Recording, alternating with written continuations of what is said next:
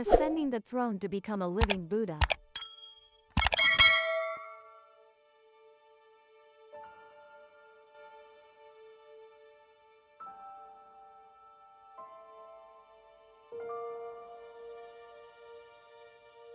In that video, John Thielen was bestowed with a Dharma name, Dharma robes, Dharma instruments, and other sacred objects by his guru, Dharma King Bema Aosa, in Hong Kong. He was also transmitted secret esoteric scriptures. However, many genuine Buddhist practitioners criticized the video after watching it, claiming the action was entirely a foolish joke. Not following the standard rituals of Tibetan Buddhism at all. Even the Dharma King Bema Aosa was later exposed as a self-proclaimed fraud. Someone who had never been officially ordained, just a person living off and exploiting others. According to some unofficial sources, John Thielen spent over 10 million renminbi to support this guru. Besides John Thielen, famous actor Jet Li is also a follower of Tibetan Buddhism, transcending life and death.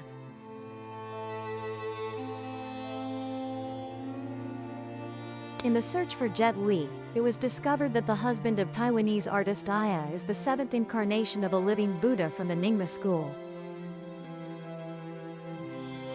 Celebrities like Faye Wong and Tony Leung are followers of this living Buddha.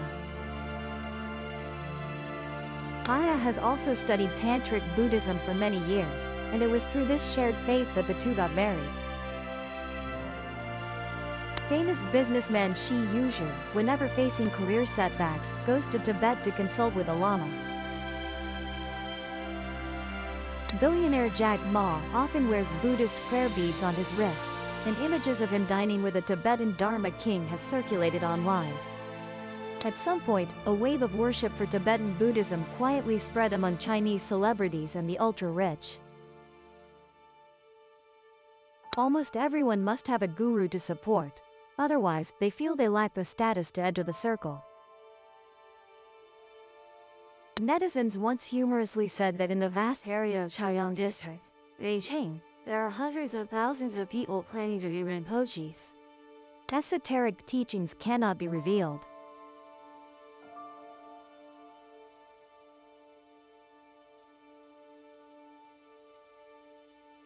Offering.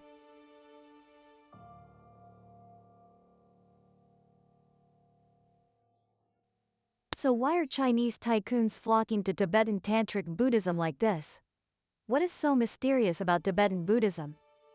Is dual practice truly the shortest path to becoming a Buddha in this lifetime? Or is it just a cover for indulgent behavior under the guise of practice? Today, let's delve deeper into the lesser-known stories of Tibetan Buddhism.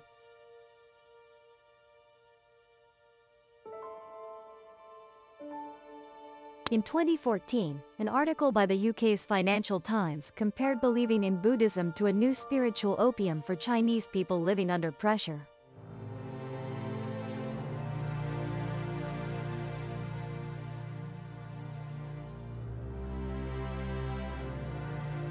The article particularly emphasized that, according to Hurun report statistics, nearly one-third of mainland China's ultra-rich now identify as Buddhists.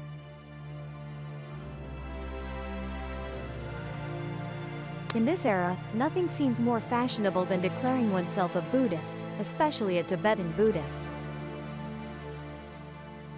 How did Tibetan Buddhism conquer China's elite? To answer, we must trace back to its origins. Bon religion, the indigenous primitive religion of Tibet. Bon emerged over 3,000 years ago, during the era of the Zhongjun Kingdom, when the Huasha region was in the late Shang dynasty. At that time, major world religions had not yet appeared, but on the roof of the world, the Qinghai Tibet Plateau, Bon had formed and developed. Because Tibet has extremely harsh natural conditions, ancient people couldn't explain natural phenomena like thunder and lightning, earthquakes, lightning tearing through the night, or even creating fire from drilling wood. All were seen as miracles from the spirit world.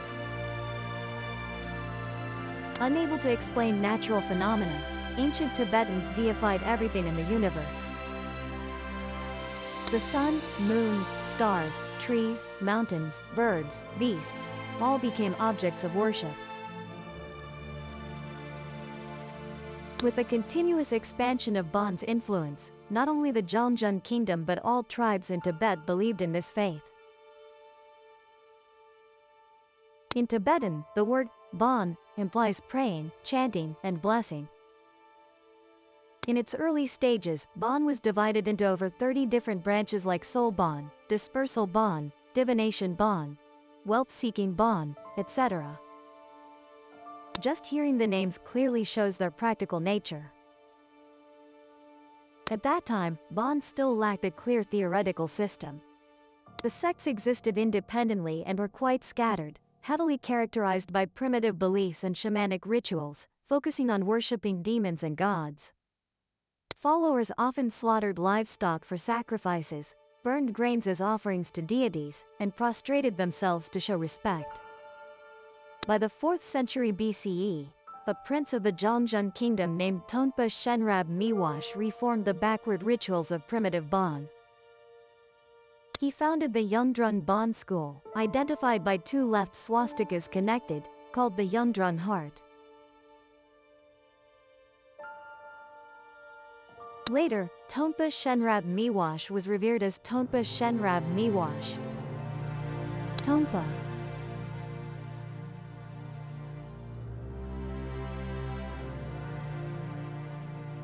After the Zhongjun kingdom declined, the Tubo people took over. By then, Bon had deep roots in Tibet, and Bon gurus held extremely high status. According to Tibetan historical records, the first king of Tubo, Nyatri Senpo, was a descendant from heaven. When his feet touched the ground, 12 Bon believers discovered him. They were called the 12 wise Bon, carried him on their shoulders, used their necks as a throne, and revered him as king. They then built the first palace in Tibetan history, Yonpulagang, for him to reside in. From then on, all Tubo kings believed in Bon and took Bon high monks as their root gurus. By the time of the 8th king, Drigam Senpo, Bon had truly reached the peak of its power. To the extent that if the guru did not speak, the king dared not issue decrees. Ministers dared not report affairs. If dances weren't performed in on time, the monarch and subjects dared not hold banquets. Faced with this situation, Drigam Senpo became angry and launched a movement to eradicate Bon. However, at that time, he had not yet found another religious system capable of replacing Bon.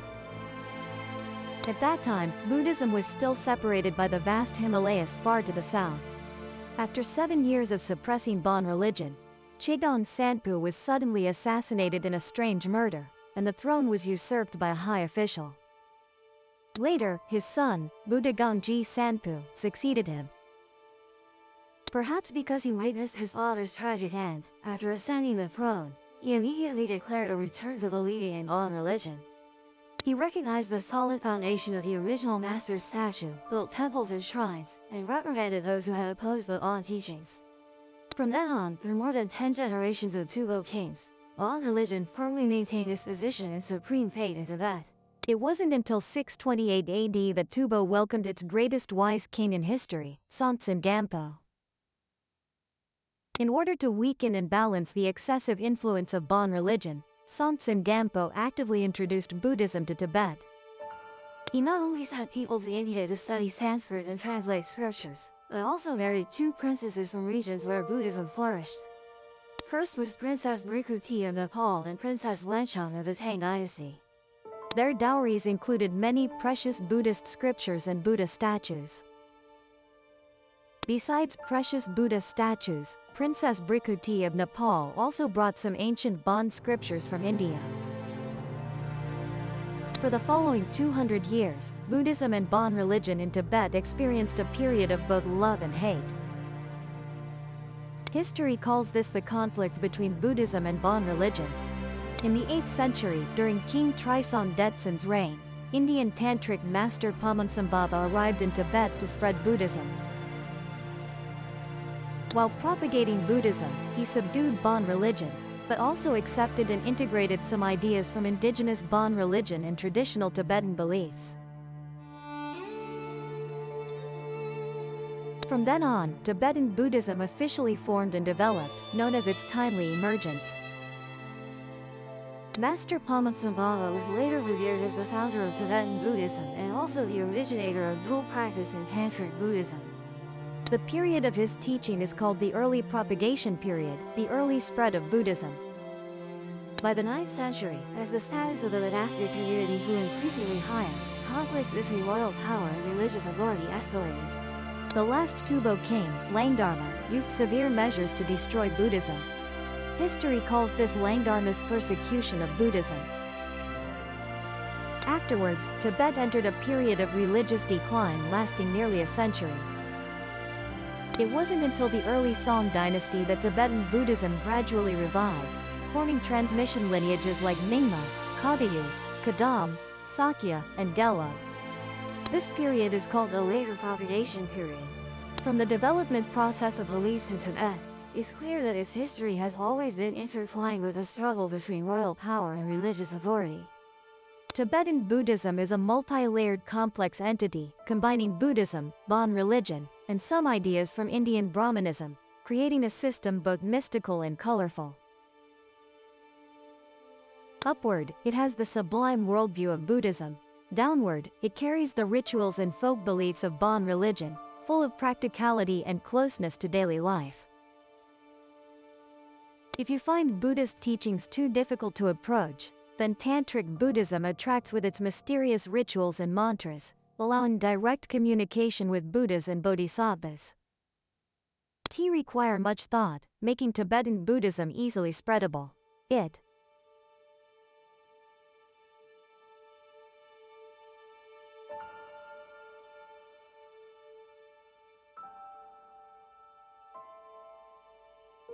The localization of Buddhism gave Tibetan Buddhism many distinctive features.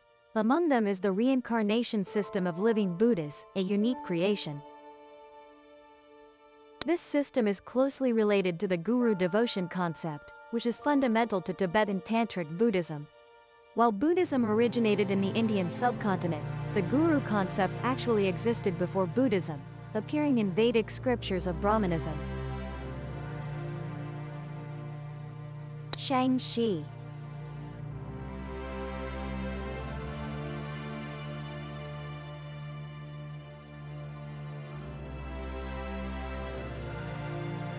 A typical example is the globally famous yoga master, Sri Guru. In Sanskrit, guru means teacher, but not merely someone transmitting knowledge, rather a spiritual guide helping students see truth, dispel ignorance and darkness in life. Rinpoche.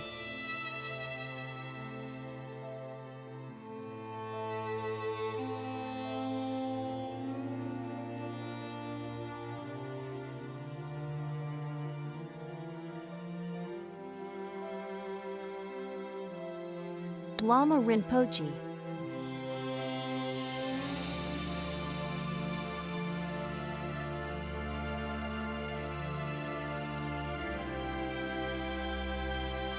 When Buddha Shakyamuni was alive, he established the Acharya system, requiring new bhikkhus to be guided by virtuous senior monks for study. The reason is that in practicing alone, monastics often break precepts, easily become self-centered, and find it hard to develop good practices long-term. Moreover, new bhikkhus going on alms rounds alone often don't receive sufficient offerings, easily facing food shortages hindering their practice. Therefore, according to Vinaya rules, the Acharya must almost always stay close to disciples. However, Buddha also emphasized that the Acharya shouldn't be blindly worshipped. Actually, Buddha Shakyamuni strongly opposed superstition and blind faith. He even stated that he himself wasn't a god, but just an ordinary person who had attained enlightenment. According to Buddha's teachings, anyone, if awakened and practicing correctly, can become a Buddha. In a previous video, we shared about the Diamond Sutra. Buddha told his disciple Subhuti that actually, there's no such thing as supreme perfect enlightenment as an ultimate, unattainable dharma. In other words, even faith and teachings shouldn't be followed blindly, let alone worshipping gurus. So why did such deep guru devotion later appear in Tibetan Buddhism? This is closely related to Tibetan tantric practice methods. As mentioned, Tibetan Buddhism is now divided into 5 main schools. Among them, Nyingma is the oldest school, transmitted by Master Palasambhava. Because practitioners of this school wear red hats, they're often called a red hat sect. The Kagyu sect emphasizes oral transmission and esoteric practices more. Monasteries of this sect are typically painted white and monks wear white robes, hence called the white sect. The Sakya sect is identified by 3 colors, red, white, and black. Representing the 3 bodhisattvas Manjushri, Avalokiteshvara, and Vajrapani on their temples, thus also. The Kadam sect emerged around the 11th century, advocating practice according to esoteric Buddhism. From this developed the Gelug sect, encouraging sincere religious life without straying from the purpose. Because monks wear yellow hats, this sect is called the Yellow sect. Currently, this is the most influential school in Tibetan Buddhism. As the Yellow sect flourished, its predecessor, the Kadam sect, gradually declined and disappeared from religious life. Besides the 5 main schools, Tibetan Buddhism is also divided into 2 practice methods, Esoteric and these 2 methods do not exist as separate schools but are interwoven within all major schools. Each person chooses a suitable path of practice according to their capacity and preference. But ultimately, all can achieve the goal of enlightenment. Exoteric Buddhism relies on Buddhist scriptures, teaching public doctrines that are accessible and easy. In contrast, esoteric Buddhism contains esoteric teachings that cannot. Esoteric scriptures, called tantras, are believed to be secretly transmitted by the Buddha himself to each master. Only later were they written down and transmitted in written form. However, only the masters who wrote these texts truly understand their meaning. If outsiders interpret them arbitrarily, it easily leads to misunderstanding. Next, the lineage transmission in esoteric Buddhism is particularly important. And this is precisely why practitioners of Vajrayana must have S role in the transmission process, the deeper the disciple. On the Buddhist path of practice, the first step is the ceremony of taking refuge in. Once taking refuge, practitioners must fully observe 3 commitments. Taking refuge in the Buddha, taking refuge in the Dharma, and taking refuge in the Sangha, meaning relying on the 3 jewels. Taking refuge in the Buddha means accepting. Taking refuge in the Dharma means taking the. And taking refuge in the Sangha means having companions on the path. Those who fully observe the 3 refuges will never abandon the path through lifetimes, eternally liberated from lower rut. Only after taking refuge in the 3 jewels is one formally similar to registering for school before beginning studies. However, in Tibetan Buddhism, besides these 3 refuges, an additional step is added, taking refuge in the Guru. Thus forming the concept of the fourfold. The order of refuge in this tradition must. First is taking refuge in the Guru, second in the Buddha, third in the Dharma, fourth in the Sangha. This shows the role of the Guru in Tibetan Buddhism is extremely crucial. In the 13th century, the Kagyu sect of Tibetan Buddhism was the first to initiate the living Buddha reincarnation system. In 1283, a high monk of the Kagyu sect, the 4th abbot of Serpu Monastery named the first Karmapa. Upon passing away, did not transmit the Dharma to his closest disciple, who declared he would be reborn, while instructing his disciples how to find his future embodiment. In 1288, his disciple Uyenpa, based on his teacher's instructions before passing, found a child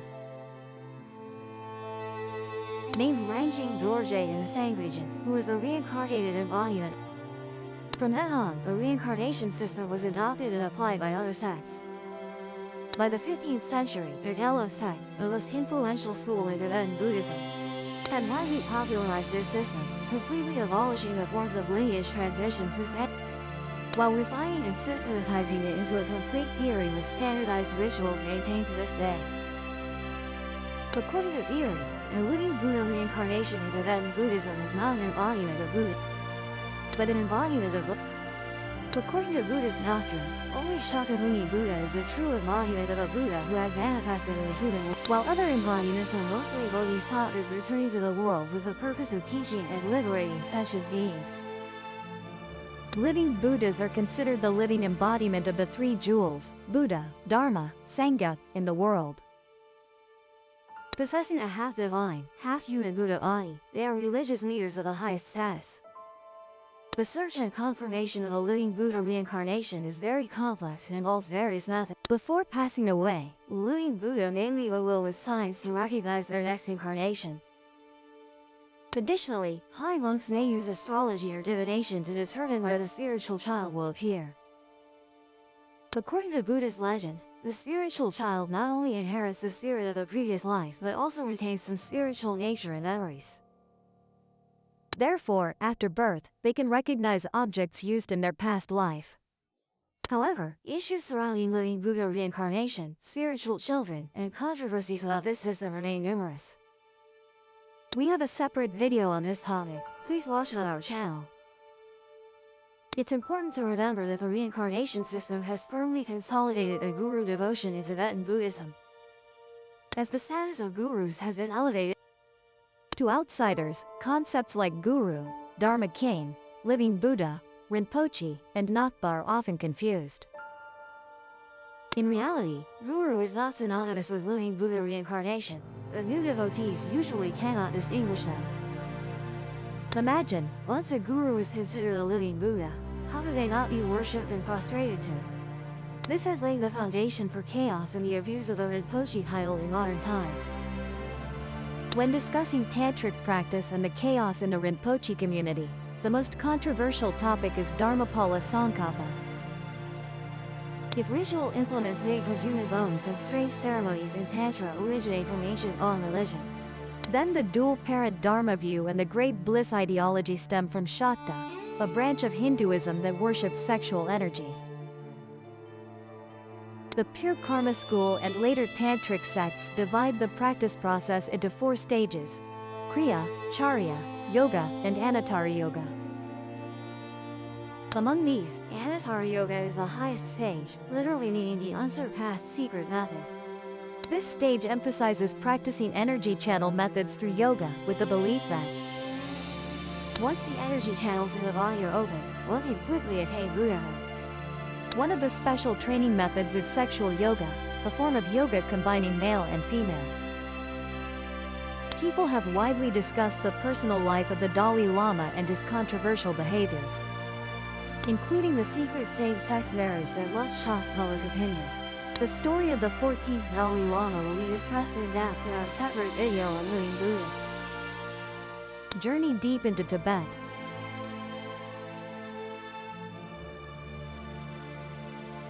Who walked 120,000 kilometers over 4 years for field research? There is a passage describing his meeting with a famous female Buddha named Jin Mia. After arriving at the temple where she once practiced, Ji Hazuan was astonished by the murals, depicting scenes of dual cultivation of bodhisattvas in naked and suggestive postures, making it hard for outsiders to distinguish whether this is religious faith or ancient erotic art. Jin Mia recounted that she became the female Buddha of Dorje Sokpa at the age of 4. That year, Sokpa, a Vajra Dharma king, passed through her village and was captivated by the young girl's elegant beauty.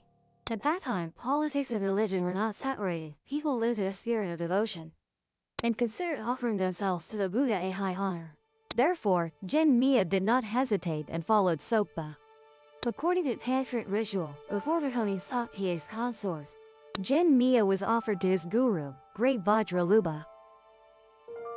In a secret practice ceremony, Luba visualized emptiness, contemplated, and applied emptiness on Jin Mia's to transform her from an ordinary woman into a celestial woman, officially becoming a consort. Next was the male-female dual cultivation ritual. In it, Luba took 2 drops of essence from Jin Mia's lotus platform called red and white dual pearls, symbolizing male and female essence of blood, and gave them to the disciple Bada, considered as completing the initiation ceremony. Pass hand into Sokpa. so they could enter meditation together, experience great bliss, a feeling of supreme spiritual joy. Luba stood by guiding, while the two began the practice of uniting bliss and emptiness, meaning simultaneously cultivating and integrating physical pleasure with spiritual enlightenment. At that time, Luba was 60 years old, and the disciple of Patriarch Bad was 40, their spiritual practice lasting many years. At 16, Kim Mia gave birth to her first son. At 19, she had another child, a girl. That same year, Patriarch Bad selected another main Fae who was only 12 years old. Kim Mia's story partly unveiled the mystery of dual cultivation practices in Tibetan Buddhism, particularly how esoteric rituals became tools to legitimize physical union in spiritual pursuits. This is a topic that sparks both curiosity and controversy, straddling the line between faith and desire, between spiritual discipline and the power of religious leaders. It leads people to wonder whether, within the sacred aura of Tibetan Buddhism, there remain shadows obscured by mystical smoke, where Ming Fei, Wang Ting, and Dao are no longer purely about cultivation but have become part of power, desire, and deified personal worship. The Dalai Lama offers a different explanation for dual cultivation. He emphasizes that in this practice, one must absolutely prevent any bodily fluids from being released. If no fluids escape, other than Fei, the female partner cannot become pregnant. Yet, Kim Mia gave birth to 2 children. When the ancient scholar asked Kim Mia if Vajra Patriarch Bad achieved Buddhahood later, she replied that when he passed away at 64, the sky shone with radiance, and she believed he truly became a Buddha. The scholar continued, asking if during deep meditation, she could visualize anything, or if she attained Buddhahood in this lifetime.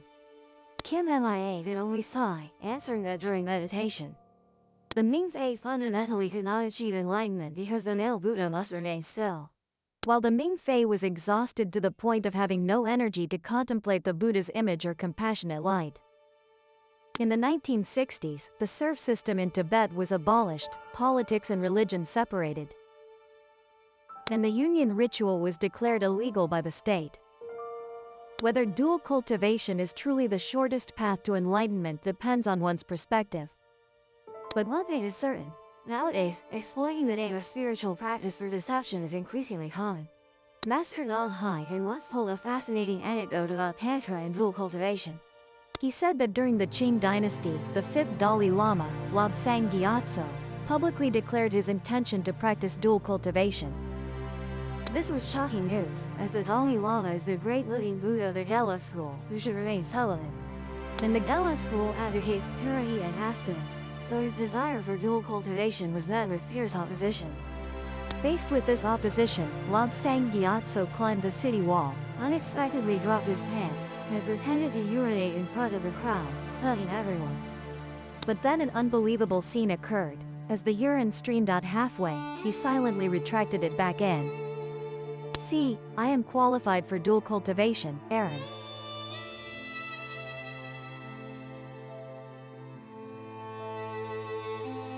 In the end, he did not practice dual cultivation and passed away not long after.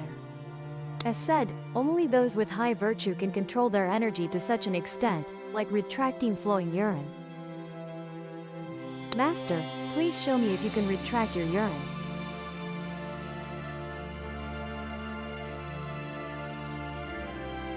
If they can, they are qualified. If not, they are surely imposters. Trust me, ladies, this trick can help you eliminate 99.99% of the fake living Buddhas out there. Setting aside these stories and returning to the question from the beginning of the video. Why are Chinese tycoons so enamored with Tibetan Buddhism? Besides factors like simple rituals and ease of spread, Tibetan Buddhism offers a major appeal, helping them network, expand connections, and access social resources. When someone suddenly becomes wealthy or rises to fame overnight, they often enter a vague state, unsure where their success came from. Is it due to hard work? But the world has countless hardworking people like delivery workers and cleaners who work very hard. Yet not everyone becomes rich. If it were due to intelligence, then the business world should be full of PhDs. In reality, most Chinese tycoons benefit from the era, and in the entertainment industry, success often depends on luck. Some actors are very skilled but only get supporting roles their whole lives, while others with little talent suddenly become stars. Thus, after becoming famous or wealthy, many people fear losing what they have. And they need spiritual support to combat this insecurity. Just like during the Qigong boom in China in the 1980s and 90s. Many artists, tycoons, and even high-ranking officials followed Qigong masters. By the late 1990s, after a series of incidents such as uncontrolled exaggeration of Qigong, various scandals, strange Qigong phenomena, and forest fires in the Greater Qinghai Range, the Chinese government began to strongly suppress pseudoscientific trends, causing Qigong to grow. But the spiritual void in people's hearts still existed, and it was precisely at that Tibetan Tantric Buddhism appeared at the right moment to develop strongly in modern society. As we have also mentioned, there are Tibetan Buddhist sects that do not focus too much on studying profound doctrines, but mainly transmit orally and repeat simple rituals without requiring complex thinking, making it easily accessible to modern people. Combined with its mysterious aura and spiritual colors, Tibetan Buddhism immediately met the needs of the wealthy class. Among the super-rich and artists, few still believe in getting rich through hard work. They prefer to rely on a bit of mysticism to explain their success. For example, believing that all the good things today are due to blessings from past lives. And to maintain wealth, accumulating more merit is essential. Thus, activities such as burning incense, worshipping Buddha, making off, even building temples were carried out on a large scale, hoping for smooth sailing in both this life and the next. Moreover, the higher the social class, the more people value networking culture. A famous master like Harry Pulchin is like a Wi-Fi hotspot in the elite community, who can help you connect with countless other tycoons. Through visits and offerings, they exchange relationships and resources with each other. For example, when selecting an actor for a role, if two candidates are not much different, the one within the same network as the director will have an advantage. There was once a story circulating online about an actor named Xiao Wei and another anonymous person. Both come to audition for a movie. After the audition, Xiao Wei discovered that the other actor was sitting on the sofa and chatting intimately with the assistant director. She even said, meeting someone with the same enlightenment today made the trip worthwhile. And as expected, the anonymous actor won the role, while Xiao Wei, who didn't believe in spirituality, left empty-handed. Ultimately, whether it's Tantric or Esoteric Buddhism, the true path of practice should lead to liberation from the cycle of rebirth, escaping the suffering of life, not just for seeking wealth, fame, or family happiness. If from the very beginning, the motivation is not pure, then encountering fake masters, fake Buddhists, could it also be just a corresponding kind of karma? What do you think of today's video? Feel free to leave your comments below. Remember to subscribe to the Shadow_Archives channel and turn on notifications so you don't miss. For now, goodbye and see you again. Subscribe to the Gian Mi Go channel so you don't miss exciting videos.